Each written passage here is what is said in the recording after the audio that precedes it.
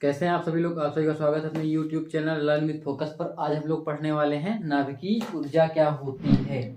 उसी सेशन को हम लोग आगे बढ़ा रहे हैं कि नाभिकीय ऊर्जा क्या होती है। तो हम लोग पढ़ेंगे कि नाभिकीय ऊर्जा दो प्रकार में पढ़ेंगे। पहला क्या पढ़ेंगे, नाभिकीय विखंडन, और दूसरा क्या पढ़ेंगे, नाभिकीय संलयन।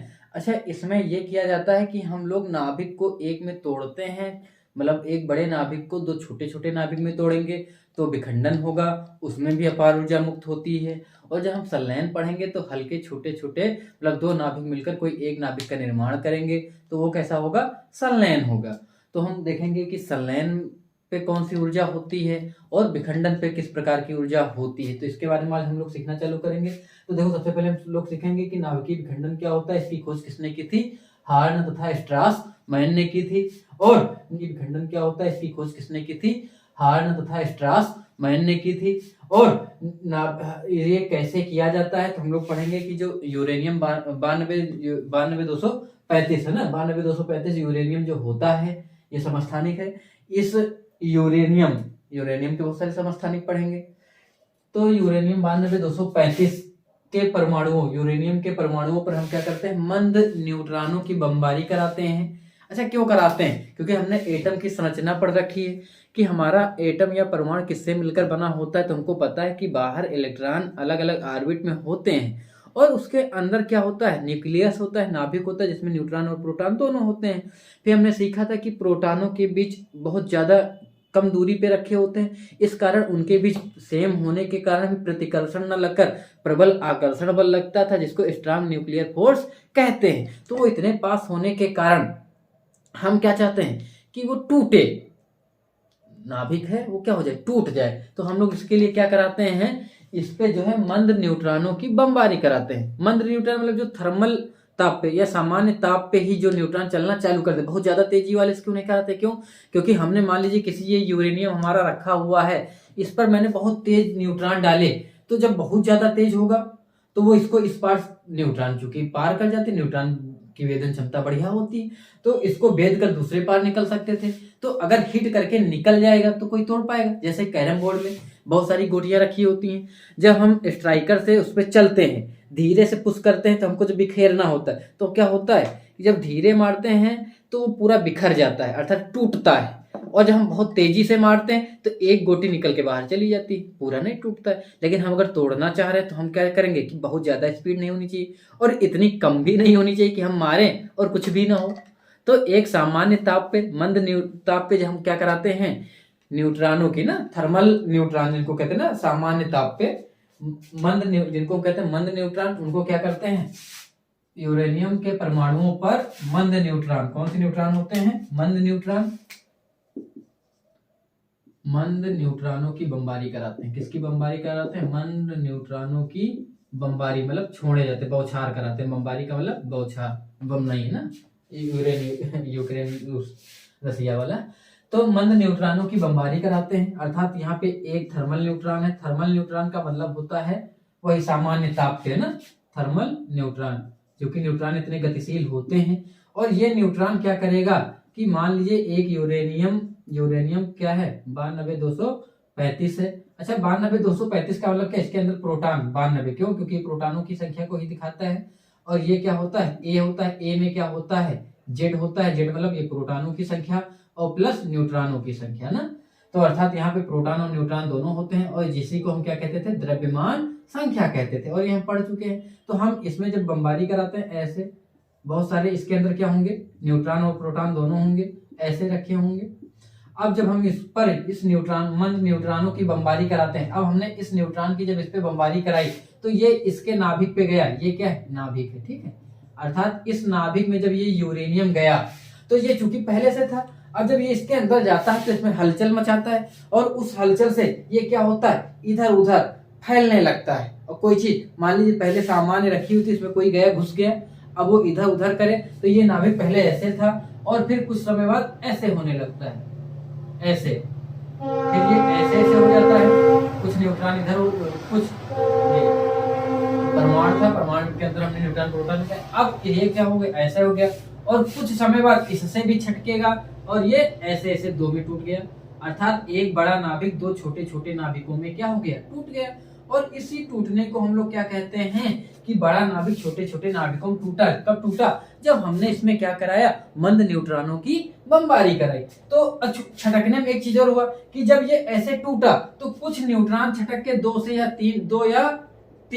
या तीन न्यूट्रॉन क्या होते हैं, बाहर निकल जाते हैं। ठीक, 2 या 3 न्यूट्रॉन क्या होते हैं, बाहर निकल जाते हैं। और जब ये बाहर न्यूट्रॉन निकल जाते हैं तो ये न्यूट्रॉन, क्योंकि अब ये छोटे छोटे नाभिक में निकल गया, इसी को हम डाटर न्यूक्लियाई भी कहते हैं, डाटर न्यूक्लियाई कहते हैं, या नाभिक इनको भी कह सकते हो, लेकिन कौन से नाभिक कहलाते हैं, डाटर न्यूक्लियाई कहलाते हैं। और ये न्यूट्रॉन क्या है, बेरियन और क्रिप्टॉन होते हैं, लगभग बेरियन या और ये केआर है ना, बीआर और ठीक, इसमें टूटा। अब ये जो 2 या 3 न्यूट्रॉन बाहर छटके हैं, ये क्या करेंगे, क्योंकि यूरेनियम बांधने में कोई हमने एक ही तो एटम लिया नहीं, वो बहुत सारा था। अब ये 3 न्यूट्रॉन क्या करेंगे, अन्य 3 परमाणुओं से बड़े वाले परमाणु टकराएंगे और उसके टुकड़े करेंगे।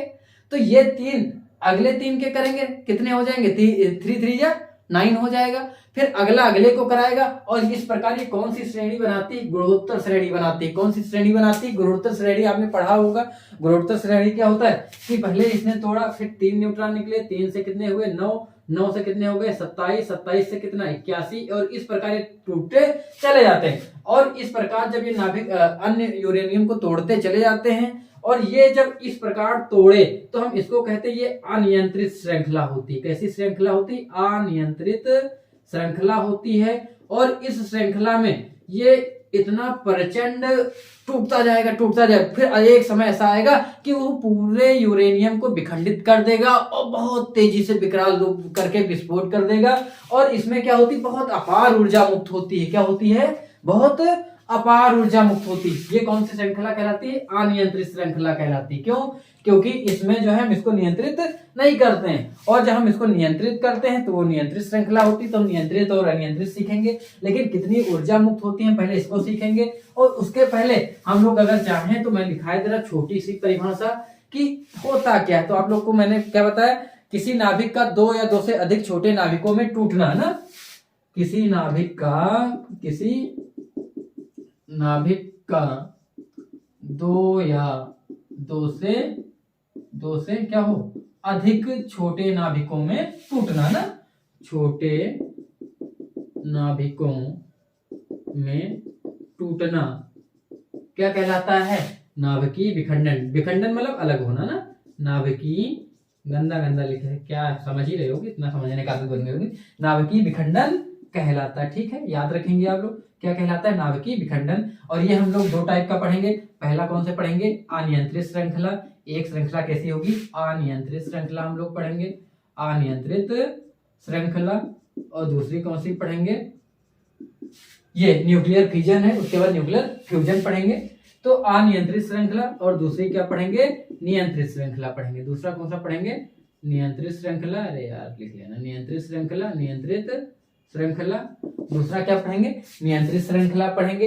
अब हमने यूरेनियम 92-235 पे हमने क्या किया, न्यूट्रॉनों की बमबारी कराई। न्यूट्रॉन इसका कैसा है, उदासीन। तो ये देखो न्यूक्लियर फिजन है, क्यों, अच्छा उदासीन क्यों, क्योंकि इस पे कोई भी प्रोटॉन नहीं है, इसीलिए न्यूट्रॉन क्या होता है, उदासीन होता है। खोज किसने की थी, चैडविक ने की थी, याद होना चाहिए। ये टूटता किसमें है, देखिए इसने किसमें टूटा, बेरियम में टूटा। किसमें टूटा है, बेरियम में टूटा है, इसको लिख लो 141। तो बेरियम में टूटा है, और किसमें टूटा है, क्रिप्टॉन में टूटा है, क्रिप्टॉन में टूटा है। किसमें टूटा है, और बेरियम और क्रिप्टॉन में टूटा है। अच्छा देखो टोटल बराबर होना चाहिए, 92 इधर उधर कितना है, गिनो 141 92 ना, ऊपर के मास बराबर होने चाहिए मास नंबर। तो ये कितने हो गए, 53 हो गए।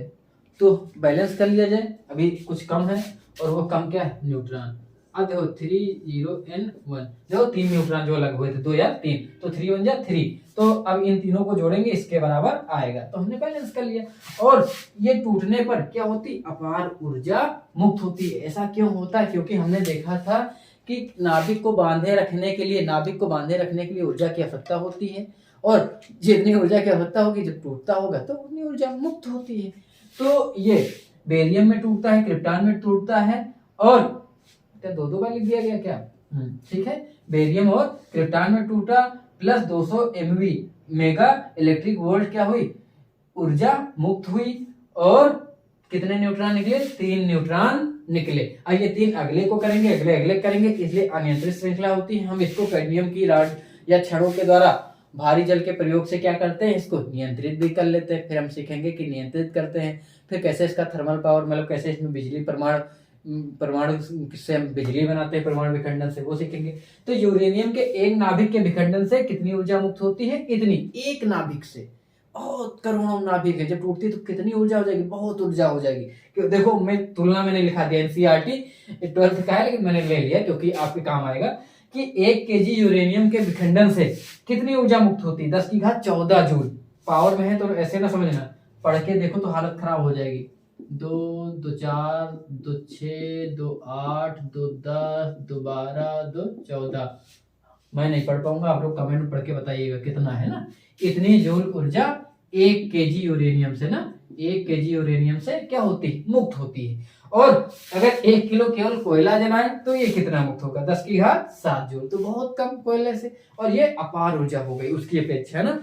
तो इसलिए जो 1945 में नागासाकी हिरोशिमा में जो परमाणु बम गिराया गया था वो लगभग 50 kg का था शायद, और उसमें बहुत ऊर्जा 20 TNT ऊर्जा जो है क्या हुई थी, मुक्त हुई थी, जिससे पूरा शहर क्या हो गया था, नष्ट हो गया था। और बाद में रेडियो एक्टिव रेज इतनी हुई कि वहां के लोग आज भी अपंग होते हैं, आज भी वहां के लक्षण क्या होते हैं, महसूस किए जाते हैं। तो स्ट्रासमैन और हार्न ने इस पे शायद एक बार आइंस्टाइन ने जो है, क्योंकि ऊर्जा संचरण का सिद्धांत आपने पढ़ा ही होगा, मैंने बताया E बराबर क्या होता है, mc² होता है, जहां से आइंस्टाइन ने बताया था कि अगर कोई मास को हम लोग किस में बदल सकते हैं, एनर्जी में। और जब इससे तुलना कराता तो मुझको समझ में आता कि छोटा सा मास, देखो एक परमाणु टूटता है और इतनी ऊर्जा दे देता है। तो चूंकि रदरफोर्ड ने इनकार कर दिया था कि परमाणु को तोड़ ही नहीं पाएंगे, इतनी हमारे पास ऊर्जा ही नहीं बाहर से हम उसको तोड़ सके। और उनका कहना था कि मनुष्य को कभी नाभिकीय शक्ति प्राप्त नहीं होगी, लेकिन आइंस्टाइन ने ऐसा कहा था। और कुछ दिनों बाद आइंस्टाइन की भविष्यवाणी सत्य साबित हुई और रदरफोर्ड की भविष्यवाणी गलत साबित हुई। तो आइंस्टाइन बड़े दुखी हुए, उन्होंने कहा कि मानव को मैंने जो सूत्र दे दिया उसने उसका गलत उपयोग किया। कब कहे, जब 1945 में नागासाकी और हिरोशिमा में क्या कराया गया, परमाणु बम अमेरिका ने गिराया। ठीक है, 6 और 9 अगस्त को, 9 अगस्त के बाद जो है जापान इतना तबाह होता है कि वो आत्मसमर्पण कर देता है। बहुत भयानक तस्वीर थी दुनिया की। उसके बाद आप पढ़ेंगे कि 1954 में हाइड्रोजन बम का आविष्कार कर दिया गया, जो इससे कई हजार गुना ज्यादा पावरफुल होता है, जिसका भी यूज नहीं किया गया। और रूस इस समय जो युद्ध चल रहा है वो परमाणु संपन्न भी है, और नाभिकीय मतलब क्या, परमाणु बम बनाने की और हाइड्रोजन बम की सारी उसके पास योग्यता, उसके पास लगभग 6200 परमाणु बम है। ठीक है, तो हम लोग इसके बारे में सीखेंगे, ये फार्मूला यही है। इसके बाद हम लोग आगे देखेंगे कि नियंत्रित श्रृंखला आप लोगों ने पढ़ लिया, फिर अनियंत्रित श्रृंखला पढ़ेंगे। अनियंत्रित तो हो ही गया, अनियंत्रित में यही होगा। और फिर हम लोग क्या पढ़ेंगे, अनियंत्रित श्रृंखला पढ़ेंगे। और अनियंत्रित श्रृंखला में क्या करते हैं, हमने देखा कि यहाँ 3 न्यूट्रॉन मुक्त होते हैं, और 3 में से वो क्या करते हैं, कुछ ऐसी व्यवस्था करते हैं जिसे 2 न्यूट्रॉनों को रोक लेते हैं, फिर एक बचा, एक अगले तोड़ेगा, फिर अगले में 3 मुक्त होंगे, फिर 2 को रोक लेंगे, फिर अगले में 3 मुक्त होंगे, फिर 2 को रोक लेंगे, और इस प्रकार रोकते चले जाते हैं। तो एक एक को तोड़ता जाता है। तो इस प्रकार की जब ये श्रृंखला बनती है तो ये कैसी होती है, नियंत्रित होता है। मैं इसको लिखाऊंगा नहीं, लेकिन इसको जब नियंत्रित करते हैं तो ये क्या करता है, ऊर्जा का विमुक्तिकरण बहुत धीरे धीरे होता है और धीरे धीरे ऊर्जा मुक्त होती रहती है। ठीक है, तो आप लोगों को ये काम आएगा, लेकिन अब कैसे उपयोग करते हैं हम लोग इसको सीखेंगे। और इसके बाद मैं हेडिंग अगली डलाता हूं, परमाणु बम। परमाणु बम के पहले हम लोग देख लेते हैं कि नाभिकीय संलयन क्या होता है। मैं इसके पहले ये आप लोग देख चुके हैं, हम लोग थोड़ा सा नाभिकीय संलयन देखते हैं कि नाभिकीय संलयन क्या होता है। और नाभिकीय संलयन के बाद हम लोग क्या पढ़ेंगे कि परमाणु बम क्या होता है। तब तक मैं इसको मिटा देता हूं, आप लोग के लिए क्या कराएंगे, नाभिकीय संलयन। तो हम लोग उसी कड़ी को आगे बढ़ाते हैं कि जो नाभिकीय संलयन है वो क्या होता है। तो हमने क्या होता है कि नाभिकीय संलयन मतलब जुड़े, अर्थात न्यूक्लियर फिजन क्या होगा, जब 2 हल्के छोटे छोटे नाभिक क्या करके मिलकर एक बड़ा नाभिक बनाए। इस क्रिया में भी द्रव्यमान की क्षति होती है। और जब कोई बड़ा नाभिक 2 छोटे छोटे नाभिकों में टूटता है तब भी द्रव्यमान की क्षति होती, और वही द्रव्यमान की क्षति E बराबर mc² से किस में बदल जाती है, ऊर्जा में बदल जाती है, जिससे अपार ऊर्जा मुक्त होती है। तो अब हम लोग देखते हैं कि जो नाभिकीय संलयन है इसमें जो हल्के हल्के, क्या हमने कहा कि जब दो या दो से अधिक हल्के नाभिक मिलकर एक भारी नाभिक बनाए, जब दो या दो से अधिक हल्के नाभिक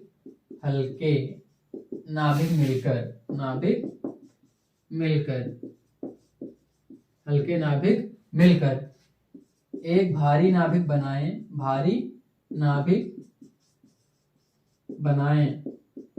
तब इनके बनने पर भी द्रव्यमान की क्या होती है, क्षति। अर्थात जो हल्के दो नाभिक थे इनका जो योग करेंगे, जो बना हुआ है ये थोड़ा सा उससे कम होगा, और जो टूटा था उसमें विखंडन में जब पहले जितना नाभिक था वो जो हमने तोड़ा दो में, उन दोनों को जब जोड़ते तो वो पहले के इक्वल ना आता। क्यों? क्योंकि टूटने में कुछ क्षति हो गया। क्षति होने मतलब नष्ट हुआ, और वो जो नष्ट हुआ नाभिक का द्रव्यमान वो किसमें बदल गई, ऊर्जा में। तो यहाँ भी वही हाल है। तो इनके बनने पर भी द्रव्यमान क्षति होती है, द्रव्यमान क्षति होती है, जिससे ऊर्जा मुक्त होती है। ठीक, जिससे क्या मुक्त होती है, ऊर्जा मुक्त होती है। बहुत आसान हो गया, मुक्त होती है। लेकिन समस्या तो यही है ना कि ऐसा कैसे किया जाए कि तब जब दो छोटे न्यूक्लियस आपस में मिला दिए जाए। क्यों? क्योंकि हमने पढ़ा है कि मान लीजिए हमने कहा एक ये हमारे पास न्यूक्लियस था, एक ये, दो हमारे पास न्यूक्लियस थे।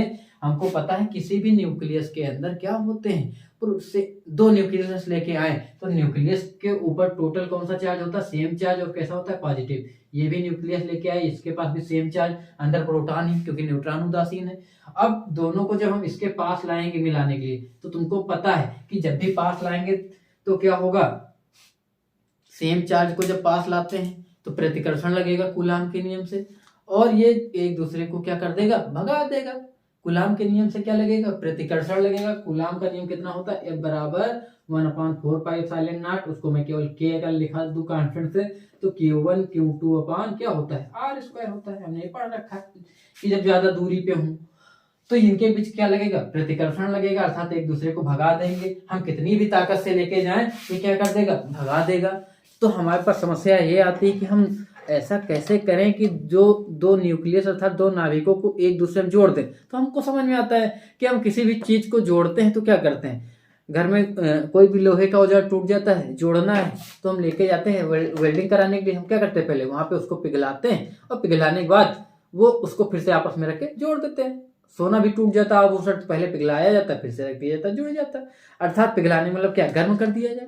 तो यहाँ भी गर्म कर दें, तो गर्म करने का मतलब क्या कि गर्म करने से देखो, क्योंकि और कोई तरीका है ही नहीं। जब गर्म करने का मतलब हम इसको इतनी काइनेटिक एनर्जी देते हैं कि ये क्या होते हैं, क्योंकि हमने पढ़ा कि जब भी किसी भी चीज को काइनेटिक एनर्जी दो तो गर्म करते हैं तो क्या होते हैं, अंदर के थर्मल रिएक्शन के कारण पार्टिकल वाइब्रेट करते हैं, ऑस्किलेट करते हैं, ऐसे ऐसे ऐसे।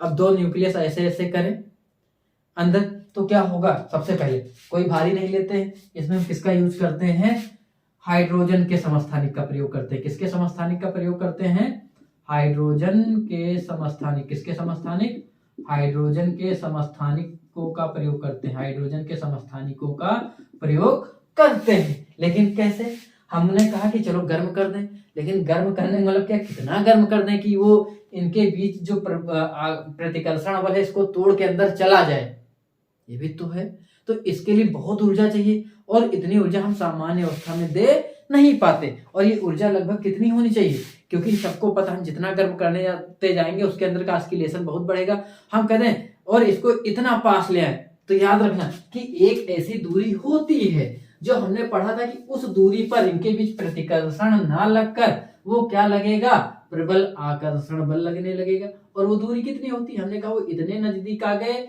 कि वो 1 फर्मी पे आ गए। कितनी फर्मी पे, 1 फर्मी। और सबने पढ़ा कि 1 फर्मी पर क्या लगता है, स्ट्रांग न्यूक्लियर फोर्स लगता है। क्या लगता है, स्ट्रांग न्यूक्लियर फोर्स। जो स्ट्रांग न्यूक्लियर फोर्स क्या होता है, कूलाम के बल से क्या होता है, कूलाम के प्रतिकर्षण से कई गुना ज्यादा होता है, 100 टाइम्स क्या होता है, ज्यादा होता है। हमने पहले भी पढ़ रखा है। अच्छा, ये इतना ज्यादा होता है, गुरुत्वाकर्षण बल तो और कम होता है। तो इसका मतलब जब एक फर्मी की दूरी पहुंच जाएंगे तो ये क्या करेगा, इनके बीच प्रबल आकर्षण बल काम करेगा जो एक दूसरे को स्वयं चिपका लेगा, और चिपकाने के बाद एक ये बड़ा नाभिक बनकर क्या हो जाएगा, तैयार होगा। लेकिन इसके तैयार होने में कुछ द्रव्यमान की क्या होगी, क्षति होगी, और वही क्षति किसमें मुक्त होगी, ऊर्जा के रूप में मुक्त होगी। अर्थात जब दो छोटे न्यूक्लियस मिलकर बड़ा न्यूक्लियस बनाते हैं तब भी द्रव्यमान की क्षति होती है, और तब भी जो क्षति होती है वो भी आइंस्टाइन के नियम E बराबर mc² से क्या करता है, ऊर्जा मुक्त करता है। और जब एक बड़ा नाभिक दो छोटे छोटे नाभिकों में टूटता है तब भी उसमें भी द्रव्यमान की क्षति होती है और वो भी ऊर्जा मुक्त करता है। लेकिन अब हम इसमें सीखेंगे किसमें ज्यादा ऊर्जा मुक्त होती है। तो हम लोग सबसे पहले सीखेंगे ये किसमें होता है। तो हमने कहा ये क्या करेंगे कि इसमें हाइड्रोजन के समस्थानिकों का प्रयोग करते हैं। और जो हाइड्रोजन के समस्थानिक कौन कौन से होते हैं, ड्यूटेरियम और ट्राइटियम।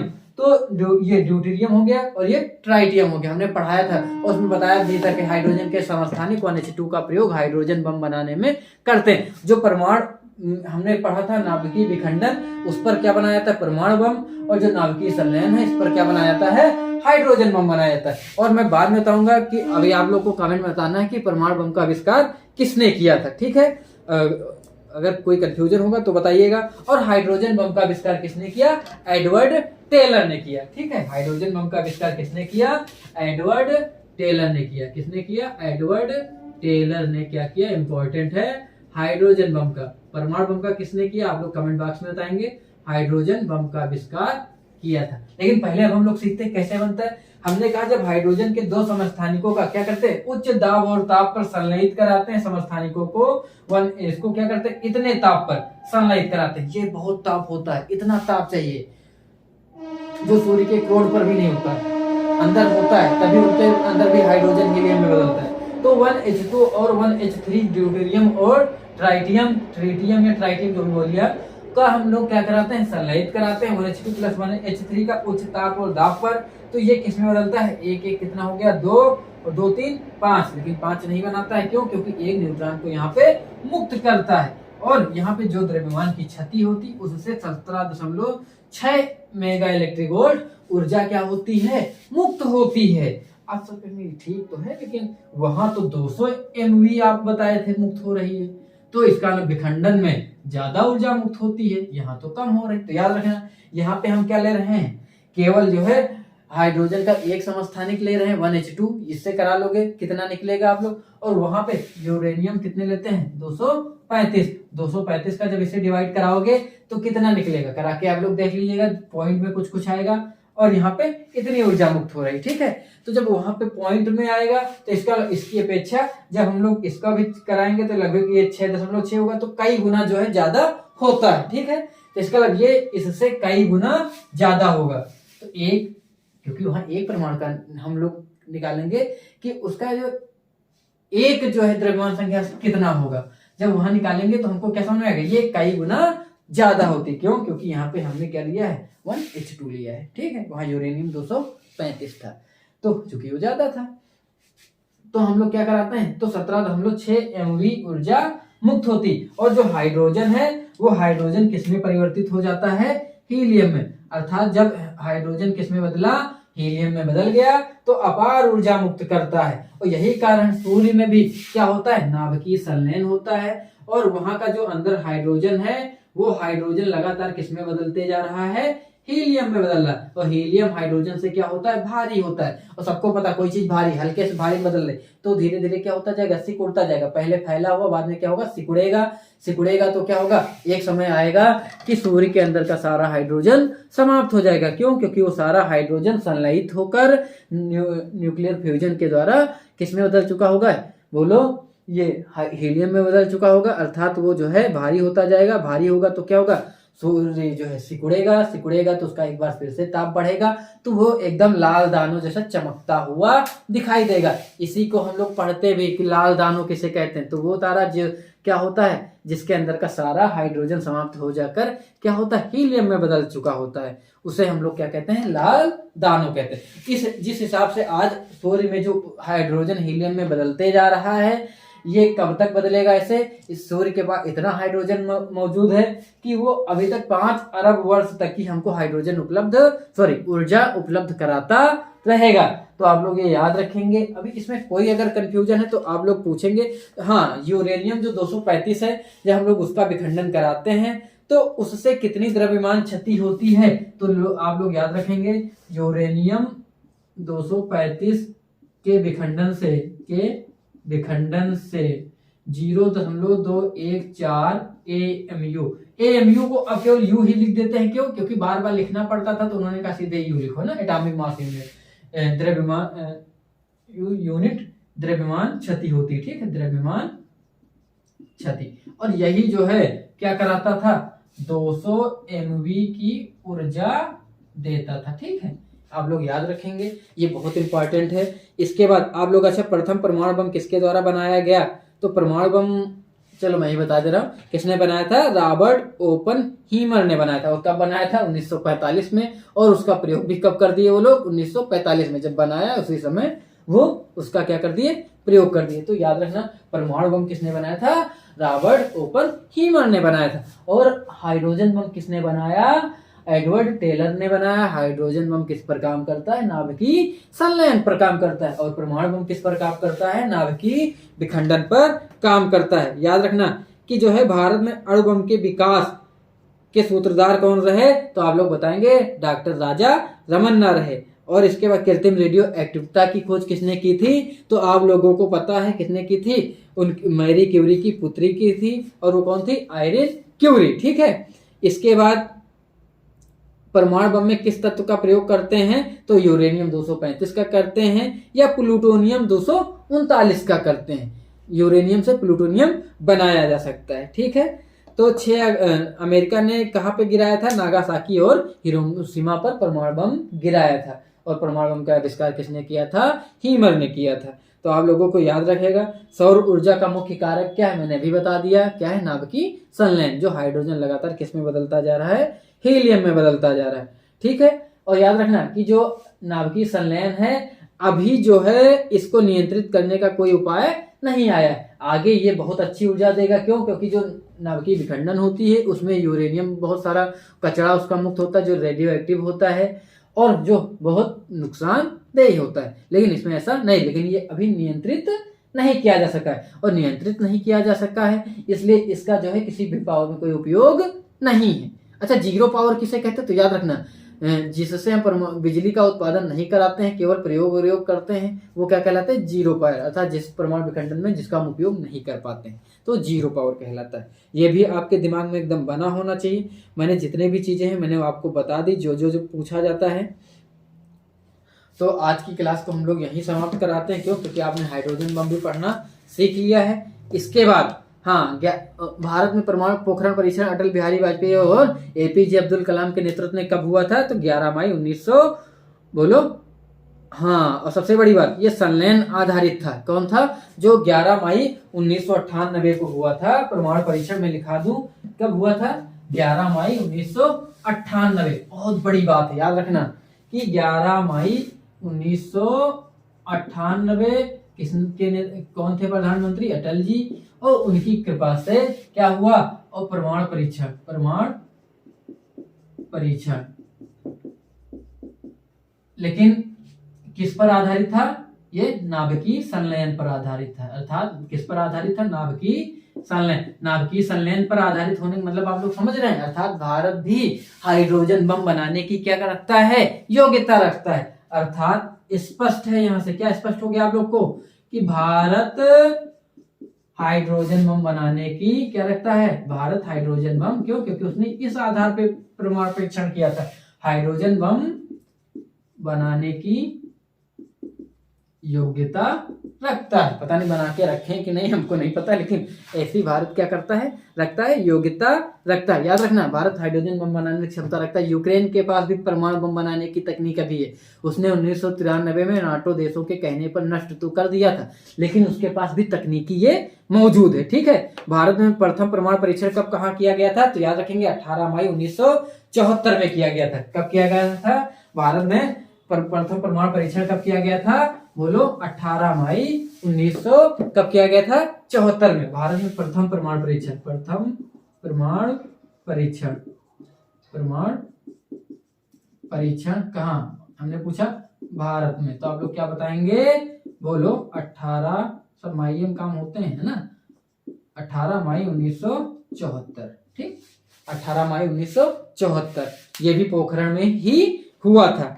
तो आप लोग ये याद रखेंगे, ये भी कहाँ हुआ था? पोखरण वही हुआ था। हमने जीरो पावर भी आपको बता दिया। भारत का प्रथम अनुसंधान रिएक्टर कौन है? तो आप लोग बताएंगे अप्सरा है, ठीक है। भारत का प्रथम अनुसंधान रिएक्टर कौन सा है? भारत का प्रथम अनुसंधान रिएक्टर कहाँ है? तो आप लोग क्या बताएंगे? अप्सरा। भारत का प्रथम अनुसंधान रिएक्टर, भारत का प्रथम अनुसंधान, भारत का प्रथम अनुसंधान रिएक्टर कौन है? अप्सरा है, ठीक है। बार्क 1956 में अब तक कार्यरत ना, अप्सरा है 1956, ठीक। तो ये आपको याद होने चाहिए। और इसके बाद अब इसमें ऐसा और कुछ नहीं पूछेंगे। एटॉमिक रिएक्टर कल परमाणु भट्ठी के बारे में जो थोड़ा बहुत बचा हुआ है हम लोग उसको बता देंगे। और हाँ, भारत में परमाणु ऊर्जा कार्यक्रम के जनक कौन थे? ये तो मैंने पहले भी करा दिया है। परमाणु ऊर्जा के जनक, परमाणु ऊर्जा कार्यक्रम के जनक कौन है? कार्यक्रम के जनक आप लोग को पता है, जनक कौन है ये आप लोग कमेंट बॉक्स में बताएंगे, ठीक है। भारत में परमाणु ऊर्जा के कार्यक्रम के जनक कौन है आप लोग ये बताएंगे, ठीक है। और इसके बाद आप लोग क्या बताएंगे कि Saha institute of nuclear physics कहाँ है? Saha institute of nuclear physics, ठीक है। ये भी आप लोग को कमेंट बॉक्स में बताना, Saha institute of nuclear physics कहाँ पर स्थित है, ठीक है। तो आज की क्लास को हम लोग यहीं पर विराम देते हैं, फिर मिलेंगे नेक्स्ट लेक्चर में। नेक्स्ट लेक्चर में हम लोग क्या बताएंगे? परमाणु भट्ठी बताएंगे, प्रजनक भट्ठी बताएंगे। और इसके बाद मोस्ट इंपॉर्टेंट जो भी पूछे जा रहे हैं विगत प्रश्नों पर आप लोग कोई भी, अगर आपको कोई भी टॉपिक मन है पढ़ने का साइंस में, तो आप लोग जरूर कमेंट बॉक्स में बताइए, कराया जाएगा बाकायदा। आपको कोई भी कंफ्यूजन है तो दूर किया जाएगा। हमारी टीम आपके लिए पूर्णतः प्रतिबद्ध है। आप लोग हमारे टेलीग्राम चैनल पर भी जुड़ सकते हैं। और जो लेखपाल और वीडियो वाले जो भी बच्चे एग्जाम दे, मतलब जो तैयारी कर रहे हैं और जो नहीं कर रहे हैं तो करने ही लगेंगे। चुनाव समाप्ति हो जाएगा 10 मई को, रिजल्ट भी आ जाएगा और उसके बाद परीक्षा आयोग बहुत जल्दी ही कराने वाला है। हमने देखा कि वीडियो के जो है एसआईटी जो री एग्जाम होने वाला है उसके लिए भी एसआईटी ने कह दिया कि री एग्जाम ही होना आखिरी विकल्प है। तो वो वाले बच्चे भी जुड़ जाएं। और इनके लिए लेखपाल की तो फ्री बैच चल ही रही, और मैं मतलब पूर्णतः हम लोग प्रतिबद्ध हैं कि आपको पूरी निःशुल्क क्लास मिलेंगी और आपको एक एक डाटा मुहैया कराया जाएगा, आपको पीडीएफ भी फ्री मिलेगी और लगातार कराया भी जा रहा है, ठीक है। तो आप लोग चैनल पे बने रहिए, आप लोग बने रहेंगे तो हम लोग को भी मोटिवेट मतलब हर आदमी मोटिवेट होता है, सामान्य सी बात है। तो आज की क्लास को हम लोग यहीं समाप्त करते हैं। आप सभी के उज्जवल भविष्य की शुभकामनाओं के साथ शुभ रात्रि।